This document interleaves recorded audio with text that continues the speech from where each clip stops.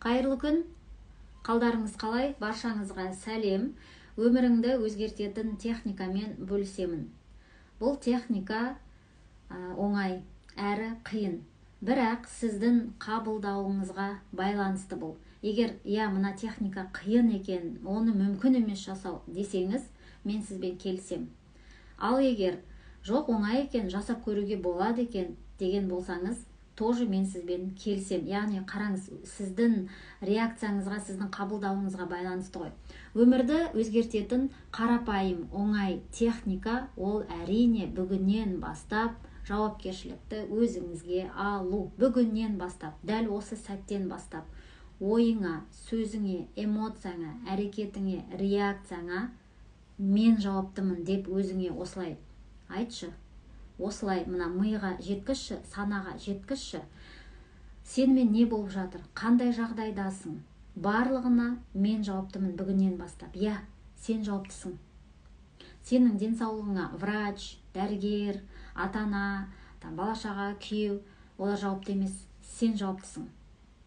Сен, ойыңа, өзіңді жаман, нашар сезінсең, тоже оған сен жауаптысың.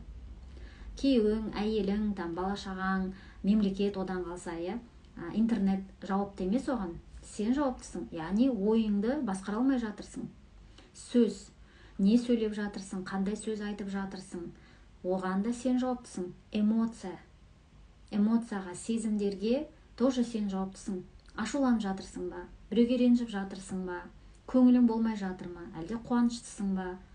Әлде шағымданып отырсың ба? Оның барлығына тоже сен жауаптысың. Әрекет, не істеп жатырсың? Қандай әрекет жасап жатырсың? Әдеттерің қандай? Оған да сен жауаптысың. Реакция. Қандай реакция? Мысалы, жаңа өмірді өзгертетін оңай техника деп айттым ғой, соған реакцияң қандай болды? Расымен де жасауға бола ма екен, әлде мүмкін емес нәрсе деп қабылдадың ба? Сол реакцияңа байланысты. Жалпы реакция деген нәрсе тек қана менің эфиріме, менің сабағыма, маған ғана емес, ол жалпы сені не қоршап жатыр? Өзіңе деген реакцияң, күйеуіңе деген реакцияң, қайын жұртқа деген реакцияң, бала-шағаңа деген реакцияң, жалпы мына өміріңе деген реакцияң. Соған сен жауаптысың. Ащы шындық. Өзіміз өз өміріміздің авторымыз. Өз өмірімізді өзіміз жасап аламыз. Енді жауапкершілікті ол қалай аламыз өзімізге? Өте оңай. Бүгіннен бастап, жаңа айттым, бүгіннен бастап өзіме жауапкершілік мен алдым деп айтып көріңізші өзіңізге. Қалай қабылдап жатырсыз? Қандай реакция болып жатыр? Ішкі әлеміңіз, ішкі хәліңіз қандай болып жатыр? Қарсыласу болып жатыр ма? Осы нәрсені бірінші анықтап алу керек. Өзіңіздің хәліңізді қалай сезініп жатырсыз? Және қандай ой кетіп жатыр? Бірінші, сол санадағы шектейтін ойлардан арылу керек та, жаңағы мүмкін емес деген ой болуы мүмкін. Қайдағы, саған оңай, конечно, сен шетелде жүрсің, өз жағдайын жасап алдың, оңай саған айту деген реакция болды ма? Сондай ой келді ма? Осыларақ отырып алып, өйстіп айтуға оңай бұларға деген секілді.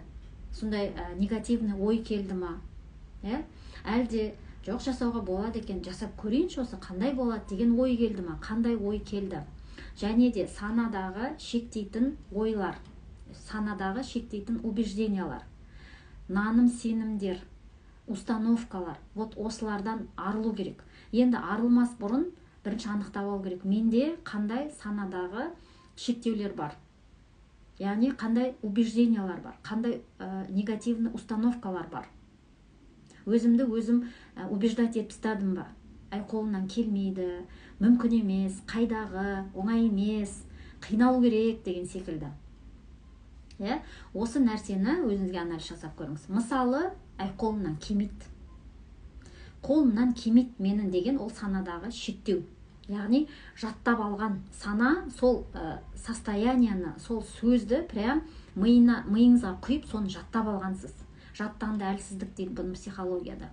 Яғни мен әлсізбін, мен қолымнан келмейді, бәрібір жасасам да қолымнан келмейді, мен жасап та көргенмін, ой түкте шықпайды, анау айтты, мынау айтты, өзімде де көңілім толмайды, мен жасаған ісім в общем аяқсыз қалады, мен жүрген жерімнен гүл шықпайды деп айтсаңыз, ол жаттап алған миыңыз. Себебі үнемі әрбір істі жасап жатқан кезде бір арасында болады ғой, проблемалар. Яғни сырттағы нәрсеге біз, яғни внешний факторға біз әсер ете алмаймыз. Біз өзіміздің реакциямызға, сөзімізге, эмоциямызға, действиямызға, жаңағы әрекетімізге әсер ете аламыз. Ал сондай внешний факторлар болып қалса, сырттағы жағдай, яғни сырттағы кедергі болып қалса, болды, тастай саламыз өзіміз. Айттым ғой, мен қолымнан түк келмейді, анау мынау деп. Содан соны, сол состояниені, сол халді санамыз жаттап алады. Сонымен мида мынандай галочка тұрады. Менің қолымнан түк келмейді, дым келмейді деген сияқты да. Сол шектеу. Содан енді қалай арыламыз? Қарама қайшы. Қолымнан келмейді. Осы рас па? Өзіңізден сұраңызшы, осы рас па? Дым келмейді, осы рас па? Жасап көрдіңіз ғой, жасадыңыз ғой, жасап жатырсыз ғой. Демек, қолымнан келеді екен, мен жасап жатырмын ғой. Енді бірер сәтте болмай қалған шығар, нормально это. Бір 10 тірлік жасасаңыз, соның бір 2-і болмай қалған шығар. Қалған 8-і ше? Қалған 7-і ше, мысалы, қалған 5-і ше мақұл. Оны жоққа шығаруға болмайды, Санамыз біздің тек қана сондай минустарды көріп отырады ғой. Минустарды көріп отырады. Енді сіздің задачаңыз плюстарды көріп отырыңыз. Плюстарды қараңыз. Мына жерде мына тірлікті жасадым. Аяғына дейін апардым ғой, қолымнан келді ғой, жасадым ғой мен. Деп санамызға плюстарын көрсетіп отырамыз. Ана өткенде мен жасадым, ана бір кітапты оқыдым, болмаса ерте тұрдым, зарядкам жасадым, дұға айтып жүрмін, ораза ұстадым деген сияқты да, сондай миға сондай нәрселерді көрсету керек. Және әрбір осындай ойды, негатив ойды, жағымсыз, жаман ойларды, шектеулерді анықтап алу керек бірінші. Сосын әрбіріне жұмыс жасау керек та. Қолымнан келмейді. Осы рас па? Мен дым қолымнан келмей ма? Жоқ, ол мүмкін емес қой. Келеді ғой қолымнан. Қарама қайшы. Қолымнан келеді деген галочка. Қолымнан келеді. Яғни қолымнан келеді деген мынандай жаңа нейрон қалыптастыру керек мида ше, санада жаңа нейрон. Ол қайталаған сайын, айтқан сайын, көзге көрінген сайын, санаға көрсеткен сайын, көзімізге көрсетіп дәлелдеген сайын нейрон қалыптасады, бек болады бұлай, нық болады. Соны постоянно жұмыс жасау керек сонымен. Келесі әрбір санадағы шектеулі ойларды осылай жұмыс жасаймыз. Көрдіңіз бе? Осылай сіз бүгіннен бастап осылай өз өміріңізге өзіңіз жауапты боласыз. Яғни ойларыңызға, сөзіңізге, әрекетіңізге, эмоцияңызға, сезімдеріңізге, действияларыңызға сіз осылай жауапты боласыз. Яғни өзіңізге өзіңіз жауапты боласыз. Уже кінәламайсыз, айтпайсыз, осуждать етпейсіз, шағымданбайсыз. Мысалы, қараңыз, осы уақытқа дейін шағымданып келдіңіз, осуждать етіп келдіңіз, жертва болып келдіңіз, жылап келдіңіз, сыптап келдіңіз, жамандап келдіңіз, өсек айтып келдіңіз. Өміріңіз өзгерді ма? Өмір өзгерді ма? Өзгерген жоқ қой, сол баяғы қазан, қара қазан, сол жартас, сол баяғы жартас дегендей. Демек, уже осознавать ету керек. Мен осы уақытқа дейін мен жылап келдім, жертва болып келдім, кінәлап келдім, шағымданып келдім, осуждать етіп келдім, претензия айтып келдім. Өмірім өзгерді ме? Өзгерген жоқ қой. Сонда мен әрі қарай осылай өмір сүре берсем, осылай жылап, жертва болып, кінәлап, бәрін жауапкершілікті алмай өзіме, өмірім өзгере ме? Жоқ, өзгермейді. Демек, мен бүгіннен бастап кінәлауды тоқтатуым керек, шағымдануды тоқтатуым керек, ешкімді осуждать етпеуім керек, жаман сөздерді айтпауым керек, өсек, өтірік, ғайбат дегендерден аулақ болуым керек. Міне осы формула өміріңіздің өзгеруіне осы нәрсе әсер етеді. Бұны жасау керек. Жаңағы тыңдап қана қою аздық етеді. Санаға мынаны тоқу керек, достар. Сонда өміріңіз өзгереді, расымен де өзгереді. Менің өмірім өзіме 100% жауапкершілік алған кезде түбегейлі өзгерді. 180 градус өзгерді. Сіздің қазіргі өміріңіз жақсы ма? Демек, сіз соған келісіп тұрсыз. Ол сіздің таңдауыңыз. Өміріңіз жақсы болса, Аллаға шүкір. Ал егер өміріңіз нашар, жаман, қарыз, кредит, денсаулығыңыз нашар болып, тұрып жатқан жеріңіз ұнамайды, анау ұнамайды, мынау ұнамайды болса, ол да сіздің таңдауыңыз. Демек, сіз соған көніп тұрсыз деген сөз. Көніп тұрсыз. Қалай? Жаңағы нәрсе, санадағы шектеулер, өз ойымызға жауап алмаймыз, сөзімізге жауап алмаймыз, не сөйлеп жатқанымызды өзіміз білмейміз, таңнан кешке дейін не сөйлейсіз, қандай сөз айтасыз? Соған бір сәт ой жүгіріп көрдіңіз бе? Мен таңнан кешке дейін қандай сөздер айтамын? Не көресіз? Мына миды немен азықтандырып жатырсыз? Оған мән бересіз бе? Мән бермейміз. Біз тек қана негативті көреміз. Біз өзімізге тек қана негативті аламыз. Өйстіп, осындай әңгімені естіп жатсаңыз, ой, дейді, қайдағы, қойшы, мен бәрін білем ғой, білемін дейді, білем. Кітап оқу керек, ерте тұру керек, өзімен жұмыс жасау, білемін дейді. Сол кедейлікке алып барады осы мен білем деген нәрсе. Кедей адам кербез келеді дейді. Кедей адам бәрін білгіш.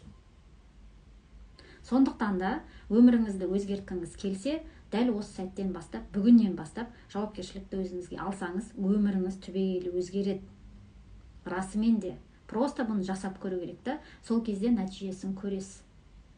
Келесі айларда, Алла бұйыртса, қазір енді Рамазан айы, ораза айы, қасиетті оразамыз өтсін аман есен. Келесі айда осы санадағы шектеулерден қалай арыламыз, практикалық сабақтармен энергиямызды қалай арттырамыз, қарым-қатынасымызды қалай жақсартамыз, күйеумен, өзімізбен, ата-енемен, жалпы қоғамдағы адамдармен қарым-қатынасымызды қалай жақсартамыз, денсаулықты қалай жақсартамыз, ішкі халді қалай жақсартамыз, қалай дұрыстаймыз мына ішкі халді, ақшамызды қалай көбейтеміз, энергиямызды қалай көбейтеміз, қалай дамимыз, тұлғалық даму жағы, жан-жақты қалай дамимыз, денсаулығымызды, қарым-қатынасымызды, ақшамызды қалай көбейтеміз.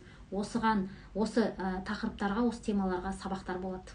Сол сабақтардан құр қалып қоймас үшін парақшама тіркеліңіздер. Осы эфирден қандай ой түйдіңіз, қандай инсайт алдыңыз, комментарийде бөлісіп кетіңіз. Энергия алмасу болсын, осы эфирдің ақысы ретінде. Себебі алған нәрсені беру керек. То есть энергообмен, алыс-беріс балансы сақталса, сізде бәрі жақсы болады. Тек қана ала берем деп дейсеңіз, сіз минусқа кетесіз. Алдыңыз, беріңіз. Сонда баланс болады. Алып жатырсыз, сізге де береді. Көрдіңіз бе? Осы нәрселермен мен сіздермен келесі айларда Алла бұйыртса бөлісемін, жолығамын деппін ғой. Бөлісемін. Менің эфирлерімді қалдырмаңыздар. Ол үшін парақшаға тіркеліп алыңыздар. Ал жақсы, сіздермен келесі сабақтарда жолығамыз.